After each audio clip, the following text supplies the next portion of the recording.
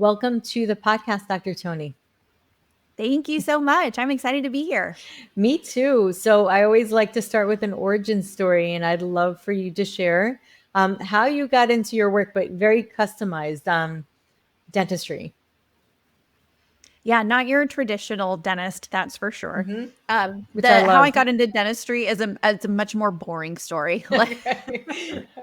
So we'll get to the Dentistry, interesting part. I just wanted to help people, and dentistry seemed like a more family friendly version of healthcare than going to med school. So that's how I became a dentist. And man, I just wanted to be a normal dentist. That's all. Wanted to have a normal practice in a normal town. But thankfully, God had other plans for me. And it was around 2011. I had a toddler at home. I was working full time as an associate dentist at another practice. I was in the process of opening my first practice from scratch, just me solo by myself, doing all the construction and that sort of thing. And I just got super, super sick. I wasn't eating well. Obviously, I wasn't sleeping well. I was doing all the normal type A things that one does, which worked for me when I when I was younger, but then all of a sudden just did not. And I had all kinds of unfortunate digestive issues that doctors kind of blew off for a while and just told me it was IBS for the longest time. And finally, my symptoms got so bad that even they couldn't ignore them or push them aside anymore. And so I was diagnosed with Crohn's colitis, which is just an autoimmune condition that affects the gut, and was given, just the very typical Western medicine answer was, here's your list of medications that you're going to need to take, and you're going to need to be on these for forever, or until they stop working. And oh yeah, by the way, there's a good chance that you're going to need surgery at some point to remove all or part of your colon. Yep, I've heard that before. That's so crazy. And I had no holistic biological background. That was not in my background at all. I had a healthcare background. My family is in Western medicine. Like, that's how I grew up. And so, but I knew that just was not, that couldn't be true. I was too busy for all that. Yeah. I had too much to do. So, and I even asked the question, I was like, well, what do I do to actually get well? How do I heal this and get rid of this? What do I need to eat differently or do differently? And the gastroenterologist looked at me, and this digestive illness that I had that was impacting my gut, he literally looked at me and said, Toni, your diet has nothing to do with this. Wow. Yeah. That says a lot about just like And current affairs. Yeah. Seriously. So I thought that was BS, quite frankly. And I took the medications because I was, like I said, I was sick. And so I did steroids, I did the medications, the whole shebang, because I needed to stop the process, and I was scared not to do what they said. So took the medications, thankfully went into remission really quickly on the medications. But during that time, I started going down all the rabbit holes online. Like, how do I actually get well? How do I heal my gut? And that was where the magic happened, because I didn't have any guidance. I didn't know about functional medicine at the time. But as I was learning how to actually heal myself and get well, I realized, man, Crohn's disease, it's all about inflammation and a dysbiosis in the gut. And what do I treat every day? I help people with tooth decay and gum disease, which is all about inflammation and a dysbiosis in the very first part of your gut, which is your mouth. So I knew that if I could figure out how to get well myself, that I had an obligation to figure out the same thing for my patients too, and to be able to help them get well. Because I got to tell you, the normal like drill and fill model of dentistry was frustrating. It burned me out because people weren't getting well. And so once I started really seeing this root cause dentistry, how can we actually heal patients and help them get well? not only did I start feeling better, but my patients started getting better. And we're learning every day how to get to these root cause issues to really achieve true healing that starts in the mouth, but really is a whole body phenomenon. It really is. And it was fascinating for me to learn once I started specializing in fertility, just how important it is for fertility health. I mean, and it Yes, is, I mean, it's important for a lot of things, but that's kind of like, I guess fertility health is sort of the end result of, what can happen if you're taking care of, inflammation. And there's so many, the gut microbiome, like there's so many aspects that impact it, but it's almost secondary to that. right. And talk to me about, what is it, how do you like take dentistry and make it root cause? And I'm assuming that that was how you became a biological dentist. And for people who have never heard of that, can you walk us through like what that means? Because I think that it's a new concept, and it doesn't seem like it's as mainstream, so it might be like Right. new for people to hear. Yeah, absolutely. So a lot of people use the term holistic dentistry. We use the term biological dentistry. It's really just a more holistic, it's like the functional medicine version of dentistry. So, what that means in real life is we are trying to minimize toxins that we use. So, we're not using any of those old silver fillings that are half mercury. Hmm. Uh, I'm not using any fluoride in the practice because we can talk about that later because Yes. fluoride is a pretty potent toxin. We are eliminating all of those things in the practice and focusing first on prevention. If we can focus on diet and actually having a healthy terrain, that's what we want to do. We want to help you avoid the drills and the scalpels in my chair if we can, if at all possible. But when we do need to intervene, we want to do so strategically. We want to do so gently and safely for the body in a way that promotes healing rather than adding another toxic burden to the body. So we're very intentional with our materials, very intentional with what we use. We do a lot of nutrition coaching. We have a full accelerator program where we work on resetting the oral microbiome to get it back to a healthy state.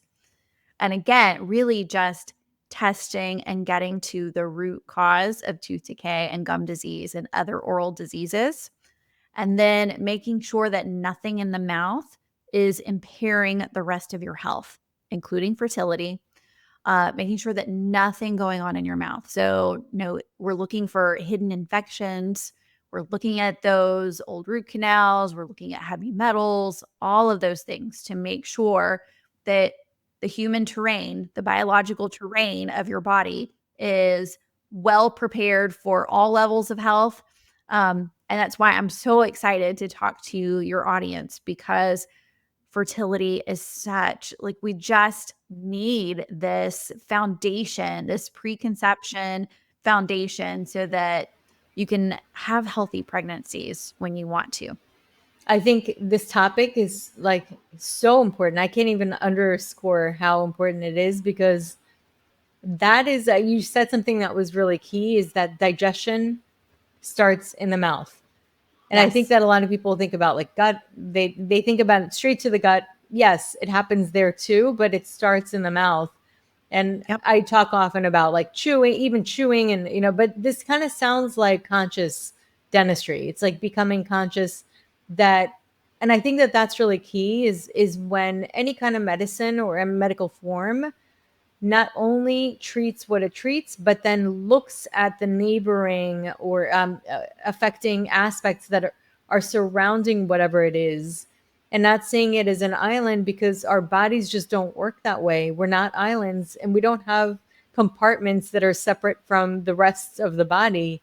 So I really, Exactly. really love that you combine it and you really look at like everything from diet. And then one of the ways that, like, one of the reasons I've heard of biological dentistry is because my husband has a mercury filling that's getting a little loose, and I was afraid because I know that that could be very dangerous in a regular dentistry setting if you Right. don't know how to remove it, and there's a certain way to remove it. And I know that with biological dentistry, there's a very like typically they'll know how to remove mercury in a safe way. Am I correct? You are absolutely correct. And if I, I have this discussion all the time with people. Sometimes people just can't find a biological dentist and they want to, and they're like, oh, well, can I just go to my regular dentist? So if you do nothing else at a biological dentist, I would say 100% do not have your amalgam fillings removed at a traditional standard dentist. Only have your amalgam fillings removed with someone who knows the SMART protocol. And SMART just stands for Safe Mercury Amalgam Removal Technique, because you are absolutely 100% right. So those fillings, the old silver fillings, they are half mercury and half other stuff, other metals. When they are in the mouth, they taught us in school that the mercury was bound up inside the filling, and it stayed and it didn't leach or go anywhere. But what we know now is that anytime you apply heat or friction to one of those fillings, you will get a tiny off gassing of mercury vapor every time. So anytime you chew or grind your teeth at night or drink hot coffee, you're going to have a tiny little bit of mercury exposure, which for many people for a long period of time was fine because our toxic buckets weren't quite so full as they are normally now. Um, we're seeing more and more people are sensitive to these things. Our toxic buckets are full. We just don't have the capacity to handle this as much as we did in the past.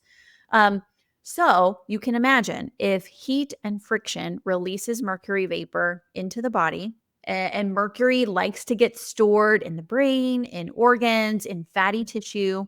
It's not just all processed. It likes to stay and just hang around.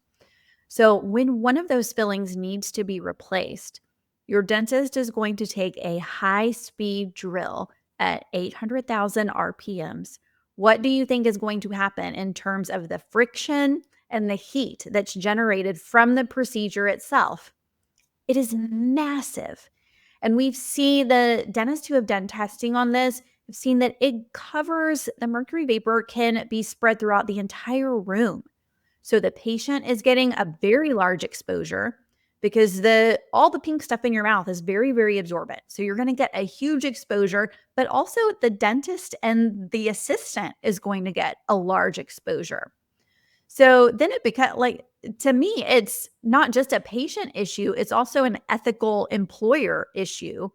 And like, how are we going to expose our team, our assistants to mercury vapor, who are typically females in their childbearing years, who are going to be the most sensitive to that toxic exposure?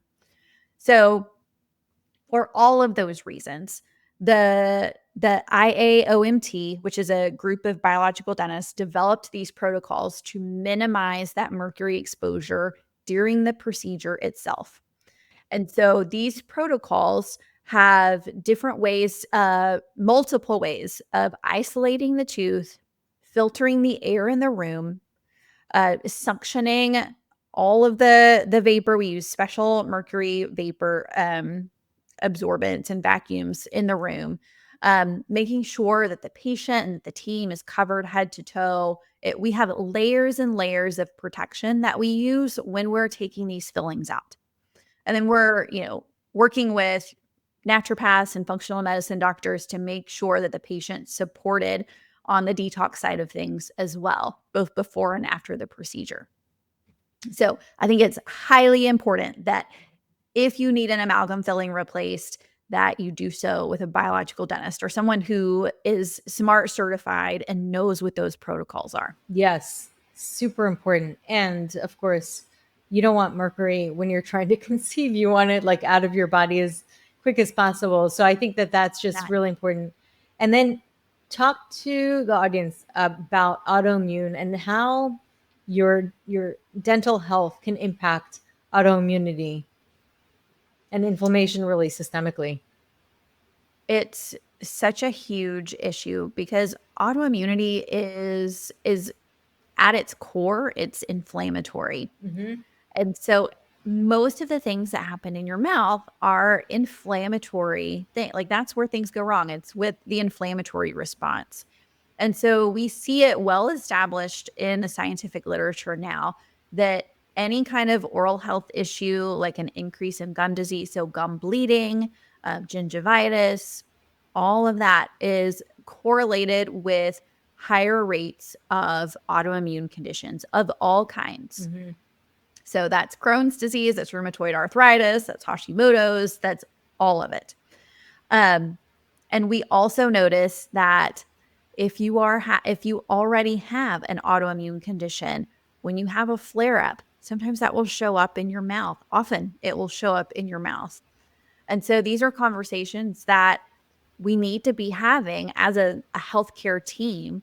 Because if I see something, if I've got a patient who I know has an autoimmune diagnosis of some kind, if I see an uptick in their bleeding, that's the first question I'm asking is, how's your rheumatoid arthritis? How are you doing lately? Are you having a flare? If not, then you might be about to have a flare so that they can take notice, take action, make sure that they're doing what they need to do to take care of themselves from a whole body perspective.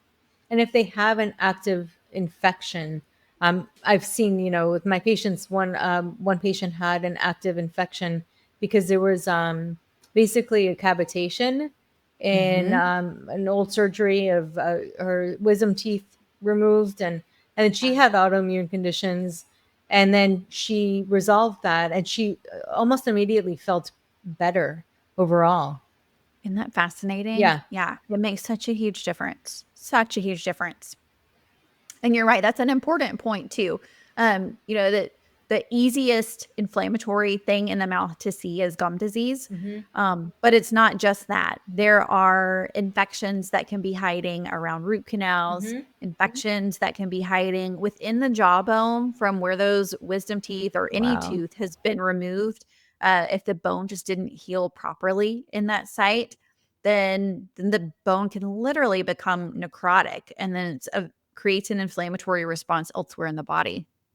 Because also, I mean, you would think, the body's so focused on fighting this, so it's constantly like draining the body's immunity or energy, and Yeah. it can cause things to go haywire just because it really does. Everything impacts everything in the body, Yes, so it for makes sure. sense.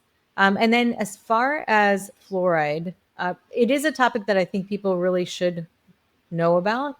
Uh, it's important to know that it is a neurotoxin. So I'd like for you to explain it from your expertise, like why, like how it impacts the body, and why, like why dentists use it, and why it's wise to avoid it now that we know what we know.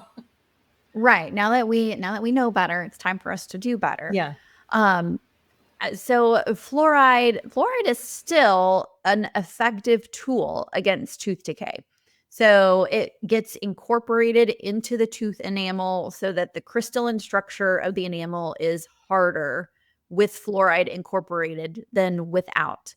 Um, many biological dentists, many of my peers feel like even that hardness is a little misleading and not necessarily an indication of a healthier tooth. Um, but that is nuanced and can be debated. Um, it lowers the risk of cavities, but we really had an over appreciation of the benefits of fluoride over the years. Because what we know now when we look back is, yes, when fluoride first started being added to toothpaste and added to water, we did see a decrease in the amount of tooth decay in the country.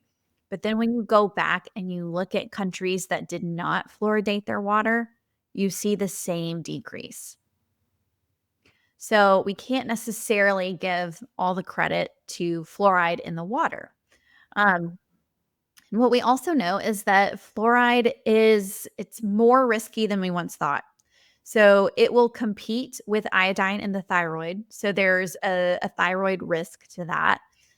Most of my functional medicine practitioners that refer to me, that's one of the first thing that they want their patients off of is their fluoride toothpaste. And fluoride anything in the water, because when it's in the water, you can't really control the dose or how much you're getting.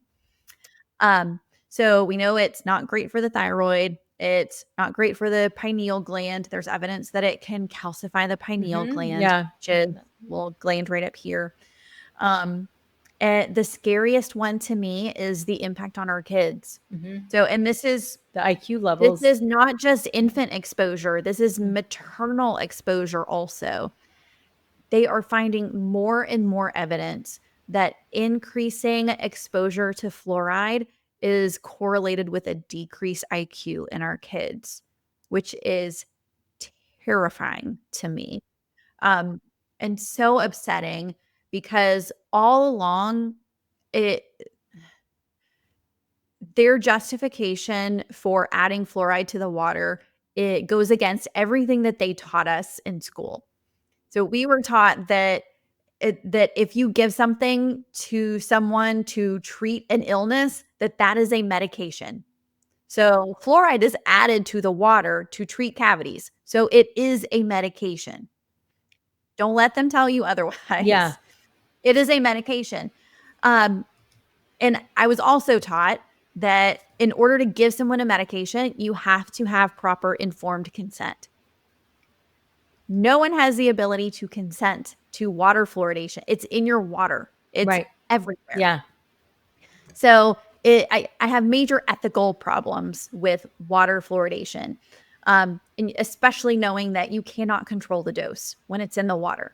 So 70-year-old grandpa that's drinking 1 glass of water a day, his daily dose of fluoride is going to be vastly different than an infant who is drinking formula out of a bottle, and that's their complete diet is formula made with tap water that's fluoridated. Right.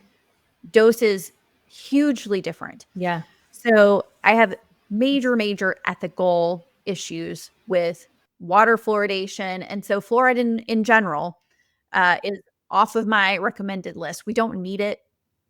I have other tools that I can use and other things that I can coach you on and point you towards where you don't have to use fluoride to prevent cavities. We can do it other ways. And so I will be very, very glad if the current Health and Human Services division is able to end that countrywide. Right now, it's just local government by local government. Yeah. It's the local government decision, but it would be just amazing if we could end that medical treatment as a whole. Yeah, because it's not like people can't go out and buy fluoridated toothpaste if they wanted to on their own free will.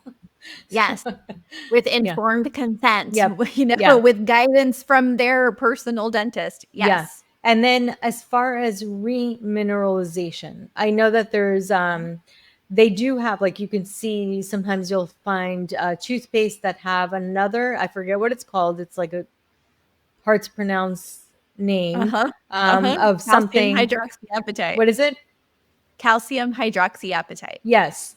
So, but then I was reading about that, and because it's like nano, that can have issues too. So I have no idea. So what are other ways that people can remineralize if they have very like clear, a little bit more like I don't want to say see-through, but like they can see that their teeth are not like super solid.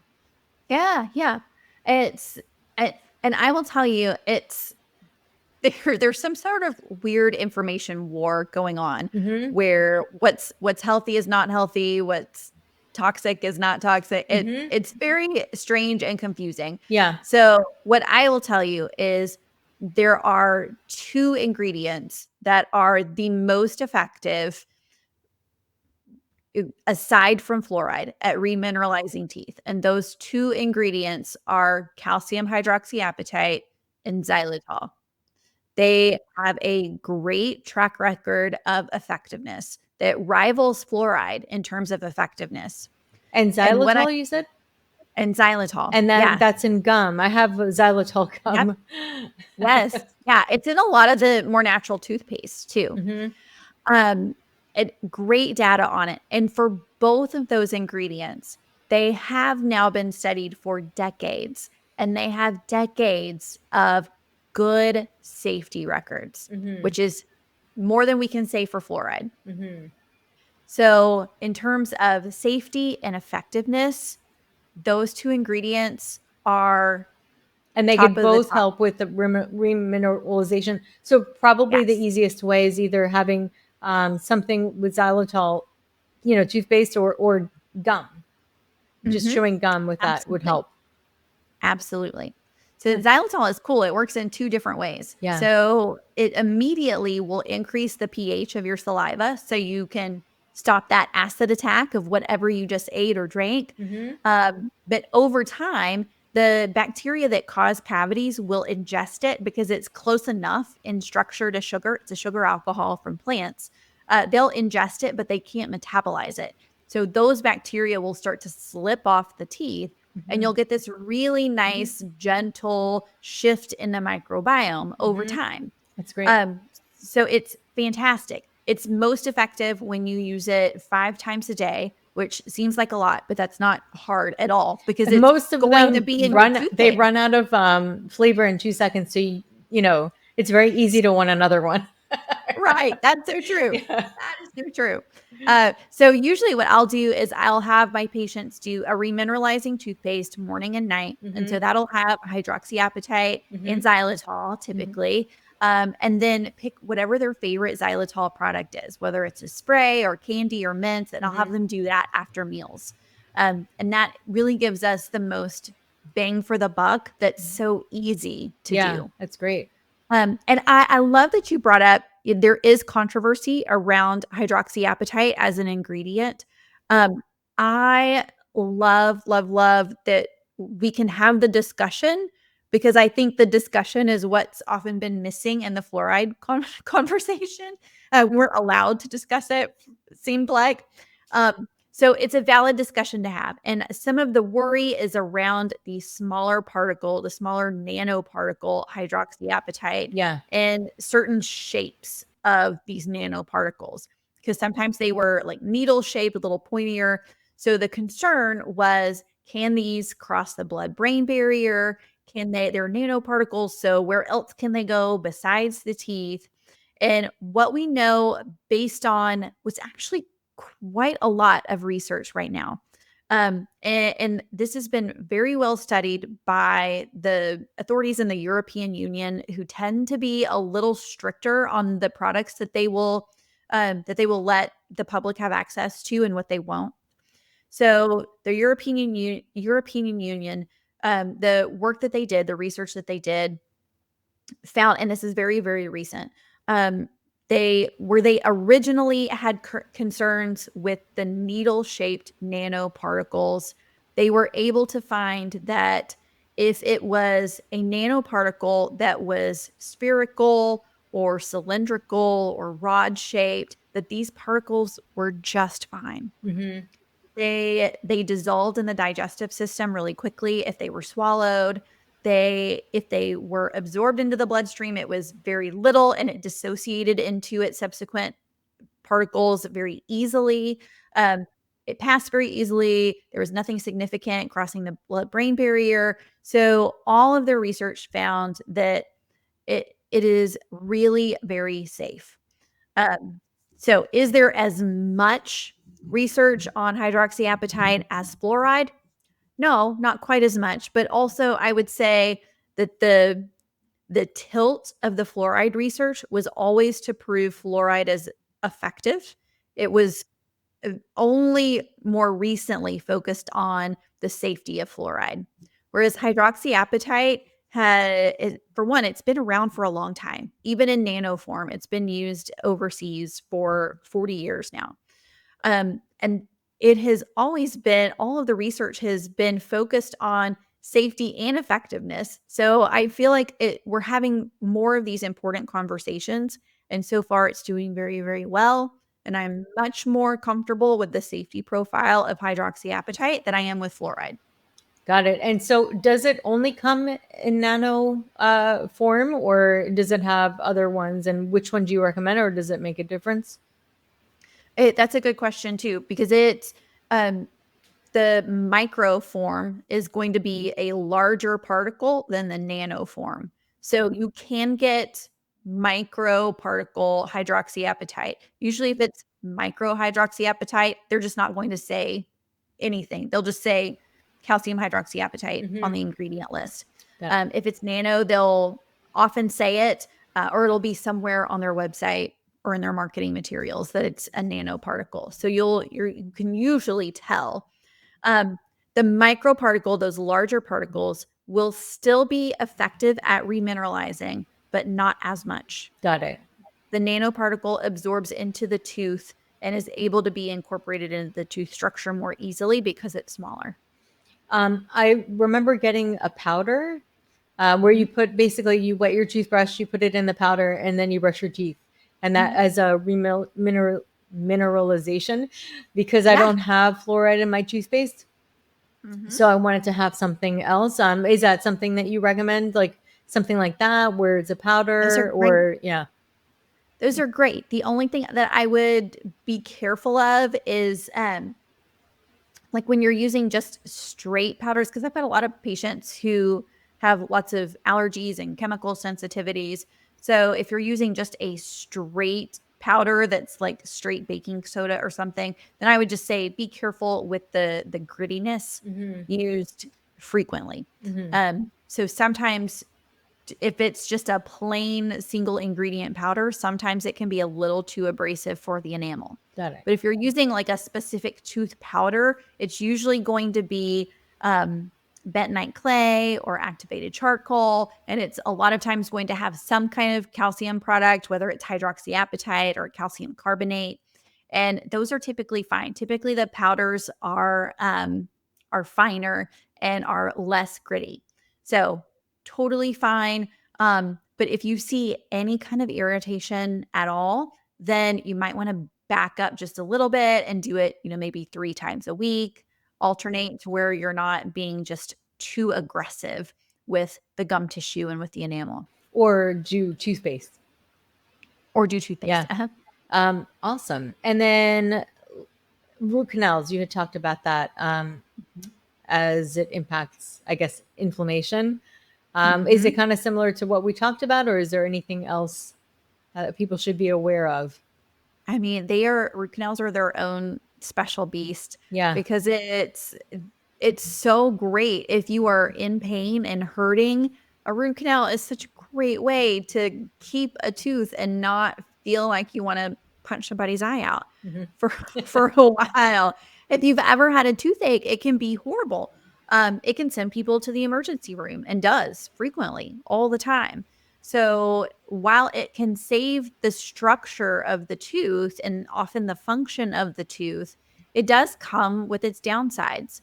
And so one of the downside of removing the nerve of the tooth is that you also remove the blood supply. And when you remove the blood supply, then the whole microbiome in the area changes in and around the That's tooth. interesting. So instead of the normal bacteria that's automatically going to be there, without blood to provide oxygen, now it's just the creepy crawly bacteria, the ones who don't like oxygen, that are going to be there hanging out. And again, kind of like with mercury, with our toxic bucket, like for many people, it's just fine and they don't notice any ill effects from that at all. But it does create this mild inflammatory response. It could be an immune system trigger for some people. And for some people, it can be the thing that might trigger other symptoms elsewhere in the body. Um, not saying that it's the direct cause or the one and only cause or anything like that, but it can be a trigger, just like anything else that's a toxic exposure. So it's important to know that it will create a stress on the body. It is adding to that toxic bucket, not taking away. And so I think it's something that we should embark on as a patient. It's something that we should embark on carefully and knowing all of our options. And it's something that we can try to avoid if possible. And know that there are other options It's just that sometimes those options aren't fun when it comes down to it. Sometimes it really is a choice between doing a root canal or losing a tooth and then deciding, whether you want to just have a missing tooth or have an implant or something like that. So it's not an easy discussion that we have, but it's one that unfortunately we have to have with patients every day. Mm-hmm. And biological dentists, they pretty much do the same things. Mm-hmm. It's just in a different way.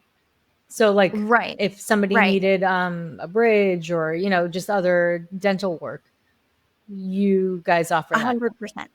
100%. Mhm. Yeah, we still do traditional dental procedures, but there's that where we know it's going to be a burden on the body. We Mhm. try to do less of them. Yeah. And root canals is one of those things where you probably will see some difference among different biological dentists because it is a specialized procedure. So my philosophy in my office is that if I'm going to give you proper informed consent. So I'm going to give you the pros, the cons, tell you all your different options, tell you what's likely to happen if you do nothing at all. And then if you decide that you want to have a root canal done, again, it's your decision, it's not mine. Then I want that to be the best root canal possible. And that means it's done with a microscope, with, more than just normal general dentist equipment. It's done with a microscope and it's done in the hands of a specialist and not in the hands of me, your Mhm. general dentist. Yeah.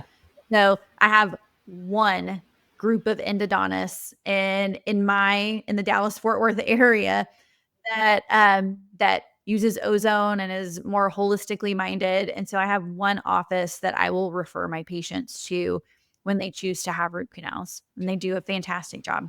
And then my other question actually is, what are your thoughts on X-rays? Because I know that you guys are aware a lot more than the mainstream, Yes. and I would imagine that would And we like get this extend pushback a to lot. So Yes. talk to me about that, the benefits. It's always benefit versus risk.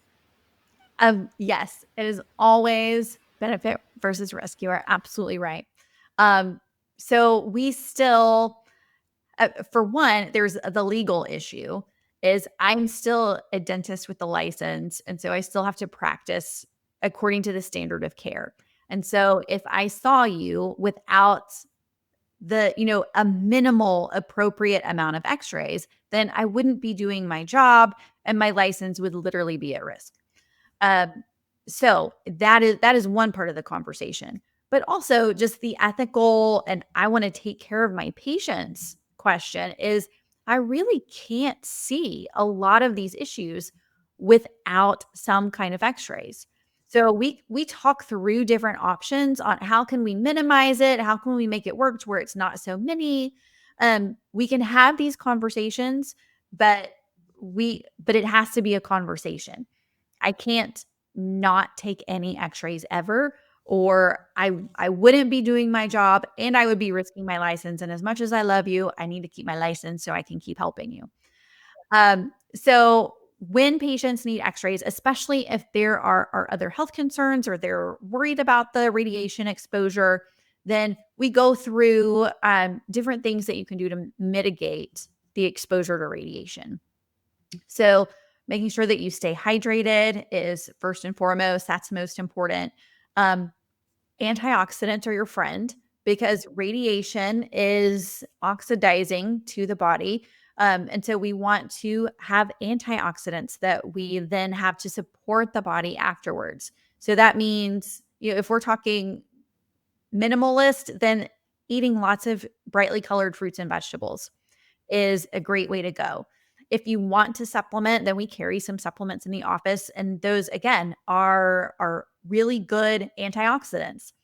So liposomal vitamin C, glutathione, and we use a form of vitamin E, delta fraction, tocotrienols is an antioxidant that we keep in the office. And then when we can get it, it's a little They're harder beneficial for fertility too.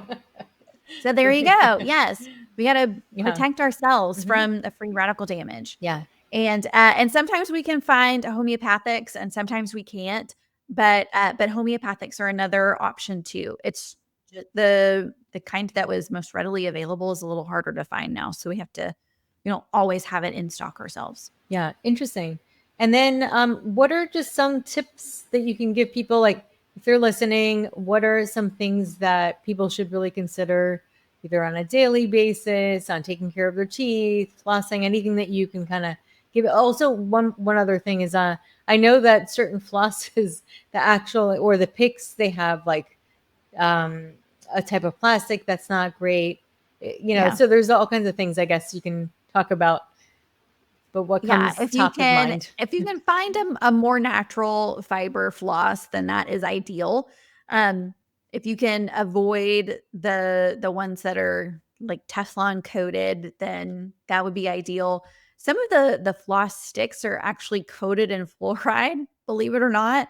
So if you are wanting to avoid fluoride, just know that you got to look at packaging, because sometimes even your floss has fluoride in it. Stuff is everywhere. Yeah. So yes, getting something to clean in between your teeth is crucial. More than just brushing, you've got to Yeah. have something in between your teeth. If you just know yourself and you know that flossing is not going to happen, then then get a water pick. A water pick will change your Are life. there ones you recommend? Because brands like because I've looked into them and my daughter's very resistant to the one that I picked. She's like, it's really annoying. It's hard to do. And so I don't know. Is there anything that you recommend? How old is your daughter? She must be She's around a the same. teenager. It's like you would think she's old enough to like figure it Yeah. out, but doesn't always happen. No, I have 2 teenage girls. I Yeah. completely understand.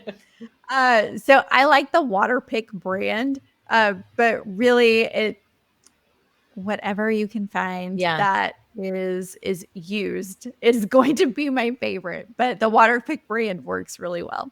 Okay, got it. Um, let's see. Other question. Oh, I would say, aside from everything else, if most of your audience is concerned with fertility and making sure that we have a healthy pregnancy, I really, really, really want everyone to understand the concept of preconception dentistry, because I really believe that preconception dentistry is so vitally important.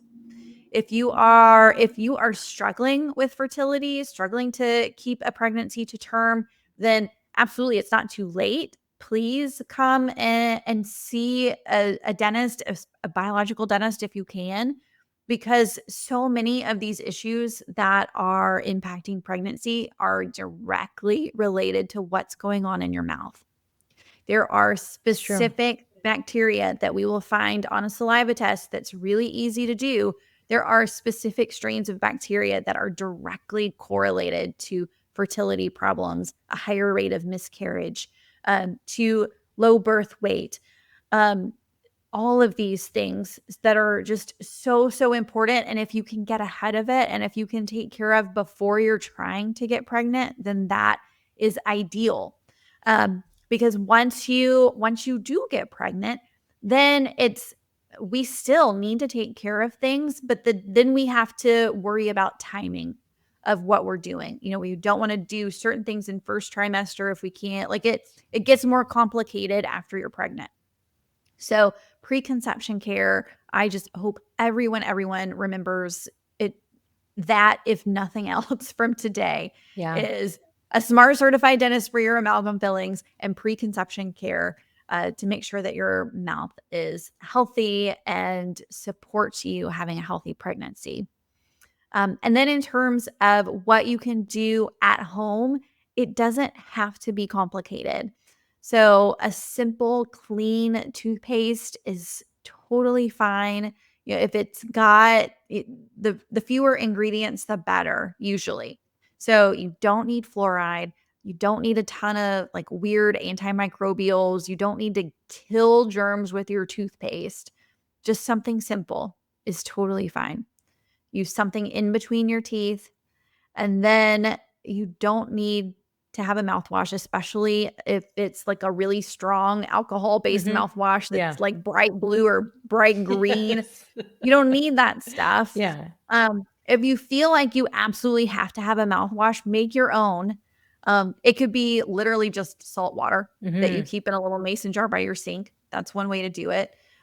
It could be salt water with a little bit of baking soda and a little bit of powdered xylitol that you can keep by your sink, and that could be your mouthwash. Like, Mm. it doesn't need to be fancy. Yeah. And really just keep it simple, like everything. Go back to basics, Mhm. all the normal things, and make sure that your diet, your hydration, all those things are on point too. And what are your thoughts on neem? I like it. Yeah. I like it. It can be effective. It's effective at soothing some of the inflammation in the gum Mhm. tissue. So I like neem products and neem oil. Although I think, if I'm remembering right, it's been a while since I've used it. It doesn't taste all that great, No, right? you're right. Yeah, it's like herbal medicine, but it is it's an Ayurvedic Yeah. herbs and herb, and it's really beneficial. But this is great. Kind This of is like oil pulling. yeah, Like the traditional Ayurvedic method of oil pulling is with sesame oil. Um, eh, ew. Like yeah, yeah, I did it once just so I could see what all the hype is about. That's the only method of oil pulling that's been studied in the literature. Uh, so I like the idea of oil pulling with coconut oil. That is much more pleasant to the palate, yeah, much less disgusting, yeah. in my personal opinion, Yes.